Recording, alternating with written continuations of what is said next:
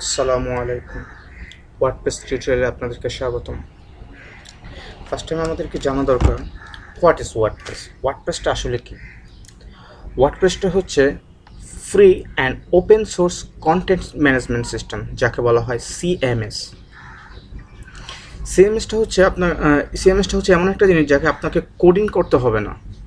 কোনো কোডিং করা ছাড়াই, কোনো ক্লিক করেই যে কাজগুলো আপনি অতি সহজে করতে পারবেন, সেটা হচ্ছে আমার সিএমএস। ওয়ার্ডপ্রেস সিএমএসটা পিএইচপি এবং মাইএসকিউএল দিয়ে তৈরি। পৃথিবীতে যত ব্লগিং, সবচেয়ে ইজিয়েস্ট ব্লগিং এবং সবচেয়ে পাওয়ারফুল ব্লগিং সিস্টেমটা হচ্ছে ওয়ার্ডপ্রেস। ওয়ার্ডপ্রেস দিয়ে সাধারণত বিশ্বের প্রায় 27% ওয়েবসাইট ওয়ার্ডপ্রেস দিয়ে তৈরি, যা যদি তুলনা যদি সংখ্যা হিসাবে প্রায় 10 মিলিয়ন ওয়েবসাইট হচ্ছে ওয়ার্ডপ্রেস দিয়ে তৈরি। এটা রিলিজ হয় 2003 সালে। অনেক যত বড় বড় ব্লগিং সিস্টেম হচ্ছে সব ওয়ার্ডপ্রেস দিয়ে তৈরি, যেমন সিএনএন ইত্যাদি।